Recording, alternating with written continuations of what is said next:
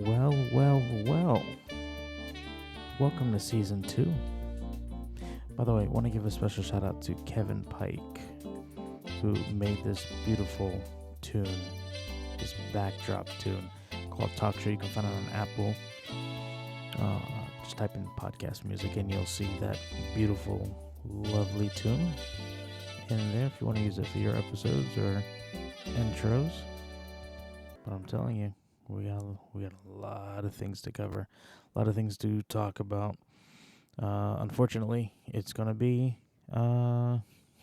it's gonna be about Gaza and the conflict going over there. So let's get into it to kick off the recent interview with the IDF spokesperson, tackling some thoughts, questioning from CNN anchor. I think it was like Wolf Blitzer. What was said is critical for the people in Gaza. So let me go ahead and play you that clip from the spokesperson from Gaza. That man, without even a drop of cynicism, is you should have evacuated, you and your family. You shouldn't have been there.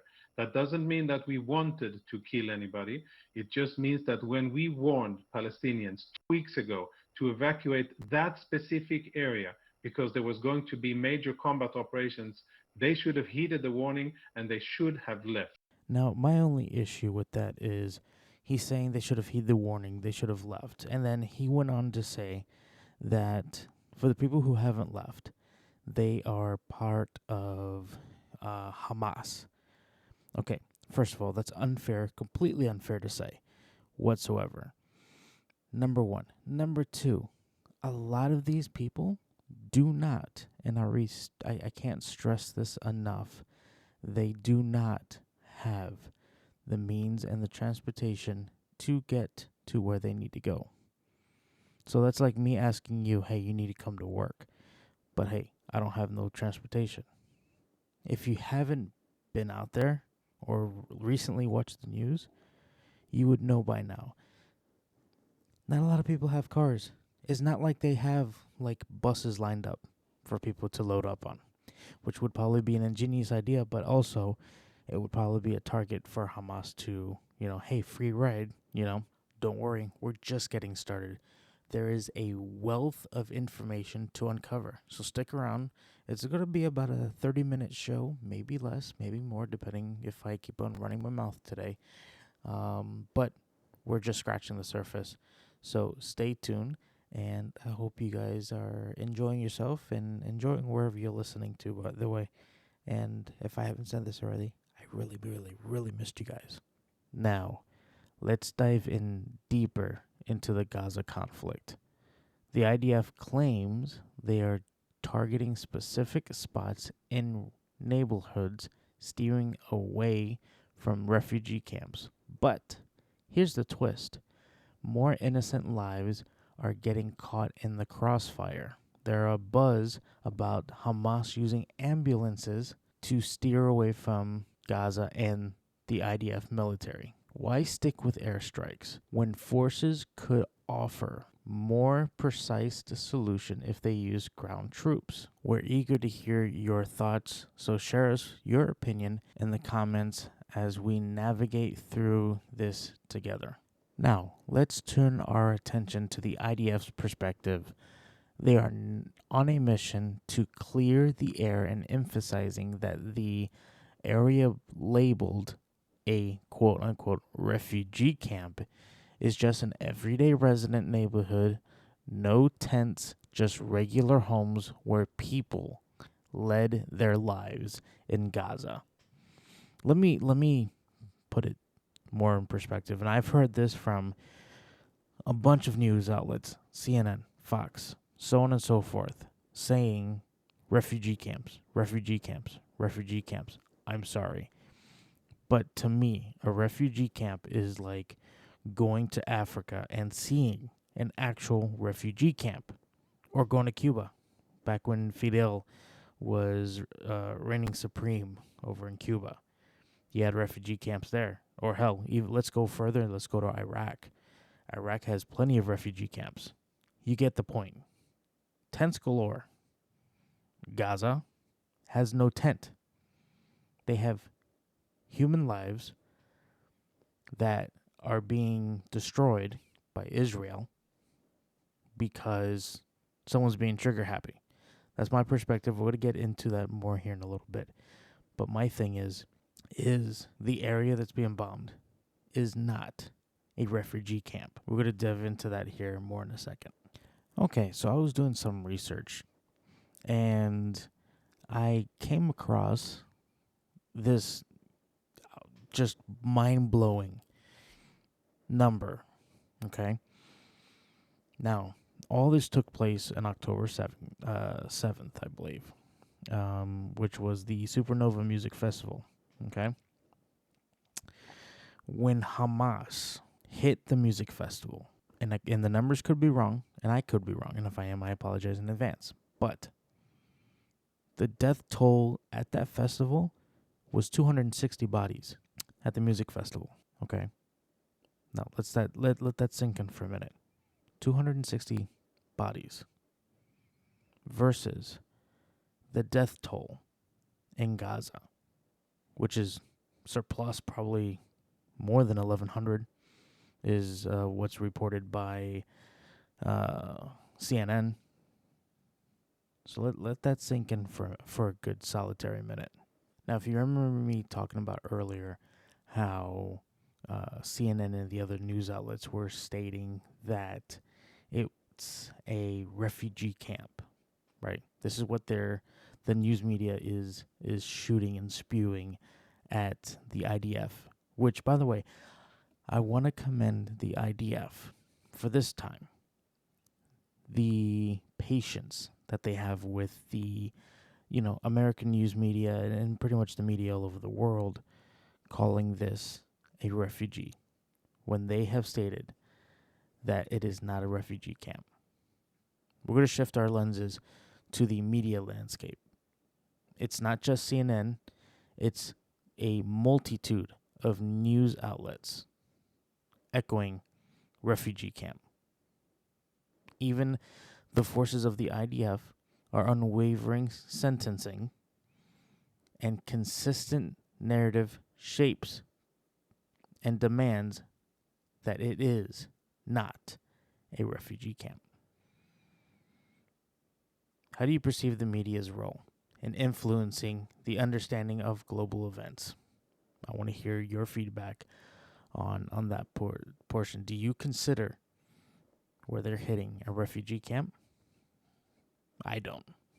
But to each their own, right? But we're not done yet. Your voices are valued.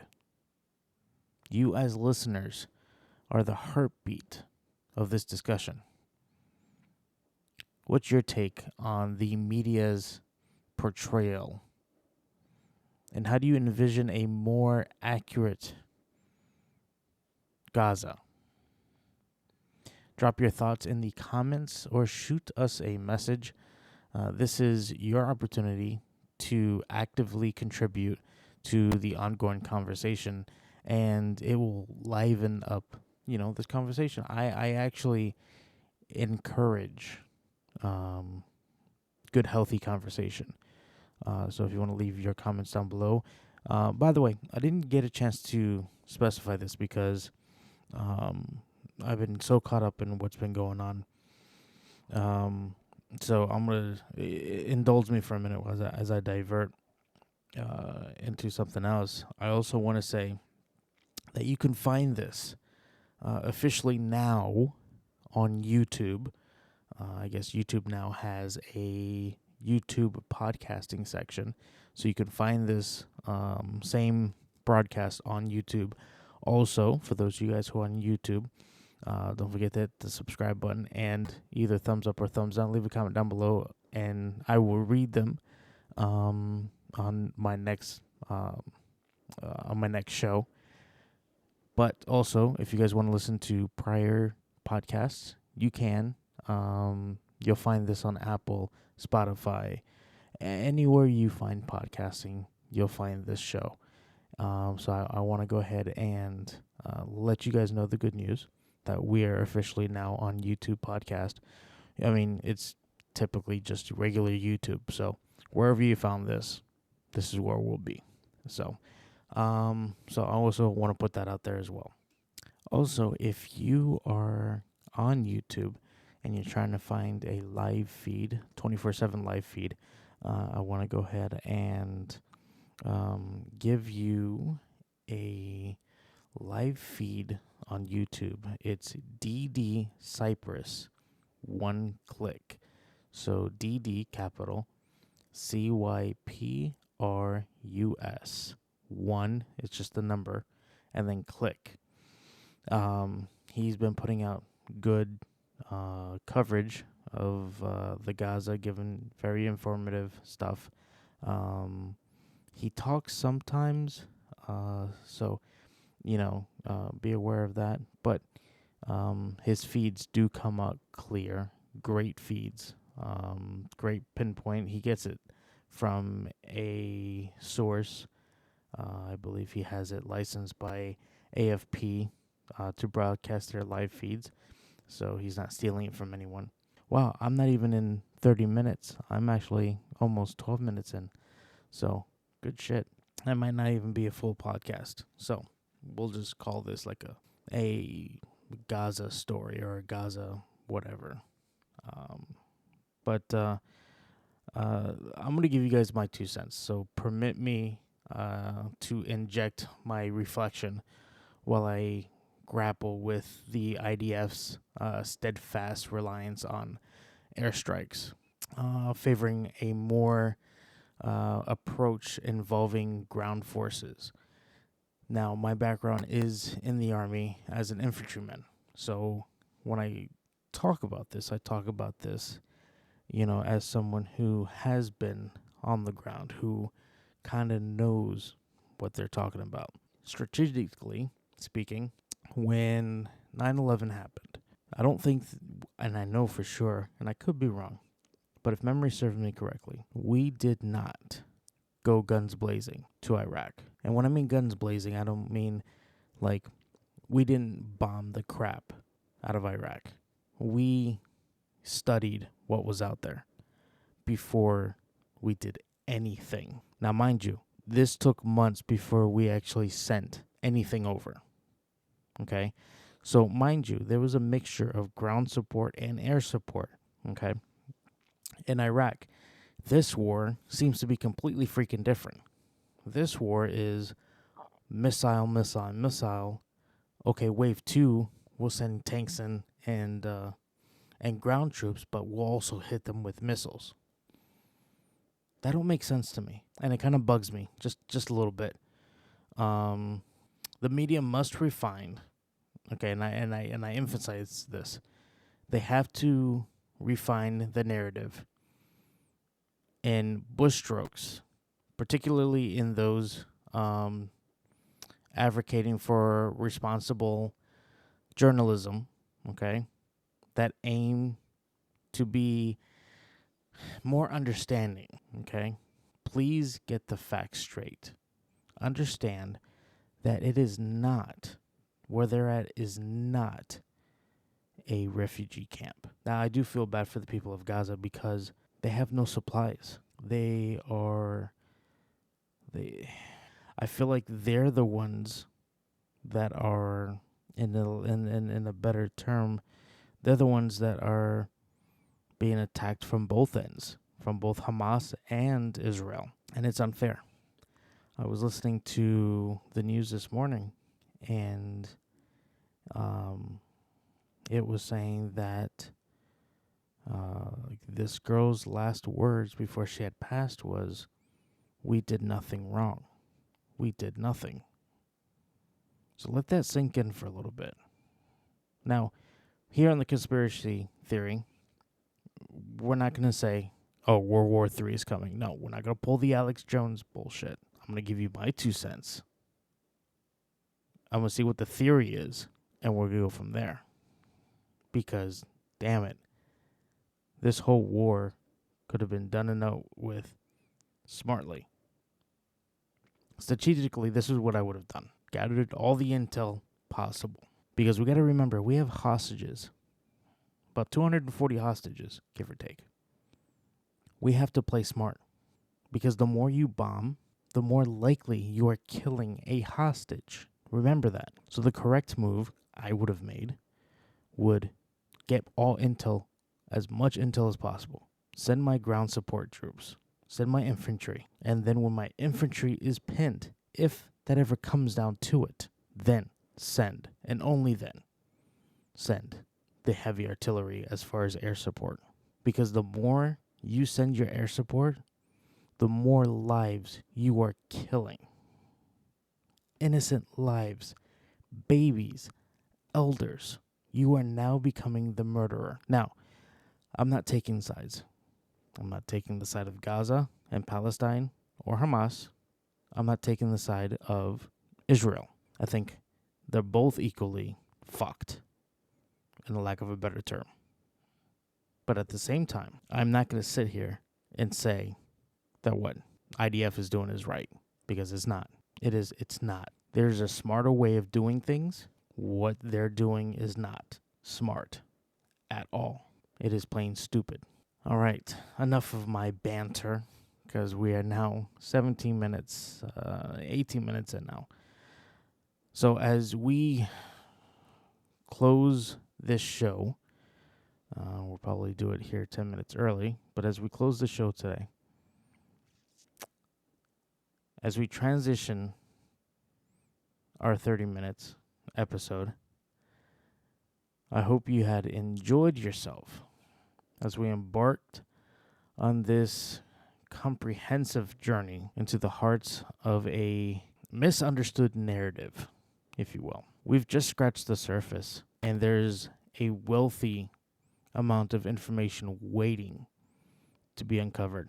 I hope you tune in next time. Stay with us as we navigate through the twists and turns of this complex tale. And I hope, and I say this with a whole heart, that I hope that this war comes to an end soon, that there's a resolve to all this. And if someone's listening, if the people of Israel or Gaza or anybody are listening, know that we are with you, that we send prayers your way, and also know that there's someone out there thinking of your safety. My name is Richard, and you are listening to The Conspiracy. Leave your comments down below. Hope you guys follow, like, and share. And I want to know, again, I don't know, I said this before, I want to know what you guys think. What's your input? And then give me another topic to cover for next week. Someone was telling me, a friend of mine was telling me that I should cover Donald Trump's hair, which that's a whole conspiracy theory on its own. Bullshit. Hey, that is not bullshit. So, yeah. Okay, well, maybe just a little bit. All right, guys, until next time, take care of yourself and each other, and remember, there's always a conspiracy out there.